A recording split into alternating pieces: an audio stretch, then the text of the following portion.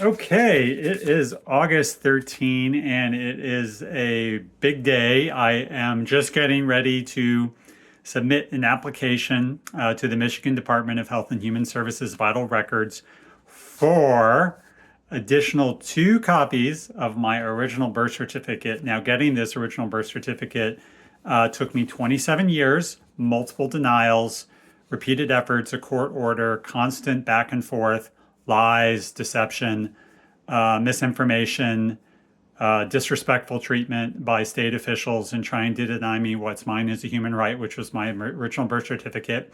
But anyway, a judge finally ruled in my favor in 2016, and I did get a copy of my original birth certificate. Now I'm just requesting 2 additional copies.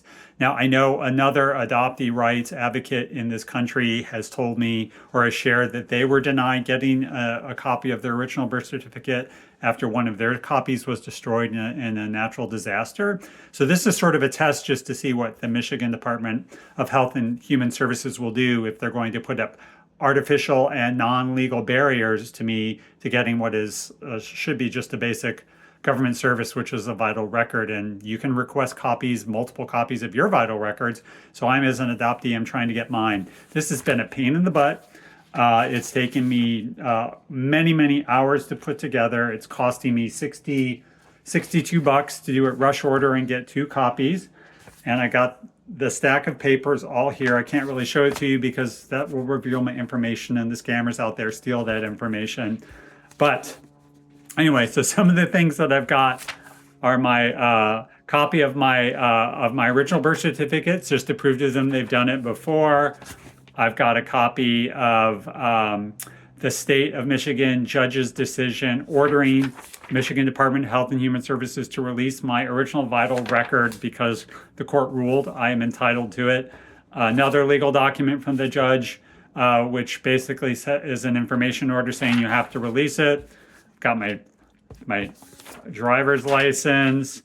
I've got my copy for the record, which has names of my birth parents, my adoptive parents, and my original name, my adoptive name, and then my legal name change.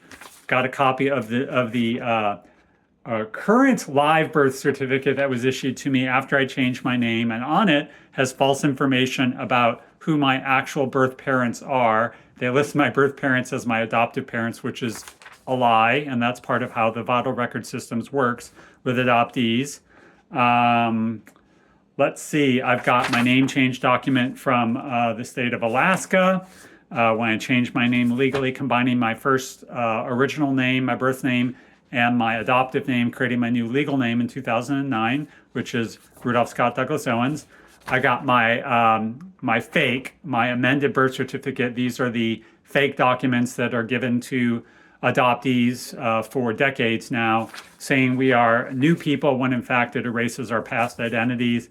I've got a notice of release of identifying information from a doctor of record. So this was a document that said that the state of Michigan should be releasing my vital records after my birth mother signed a release form, and they failed to do that for me in 1989. And then they failed to release it again when I requested again in 2016, and I got the court order.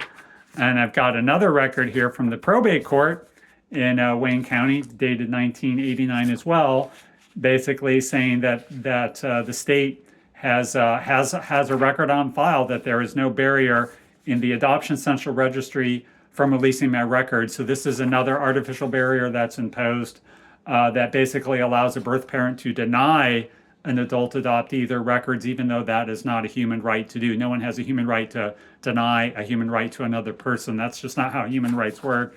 And I got 2 really nifty documents here, which are original emails I requested through a Freedom of Information Act records request to the state of Michigan to see what the state officials were doing in denying me my records.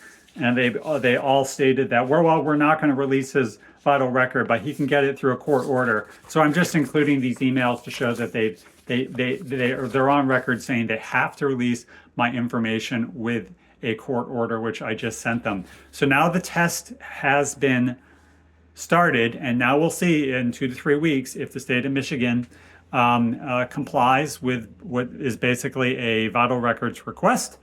And I will keep you all posted what happens. I've got on my Finland shirt, and my Finland shirt is my Sisu shirt, and that's when I basically make my resolution to show grit and resolve that I will not be deterred in seeking what should be mine as a basic legal right and as just a basically simple courteous government service. But because I'm an adoptee born in the state of Michigan, we are not treated as human beings. We are treated as second-class people, not as full human beings. And this will be an interesting test case to see what happens, and I'll keep you all posted. Cheers.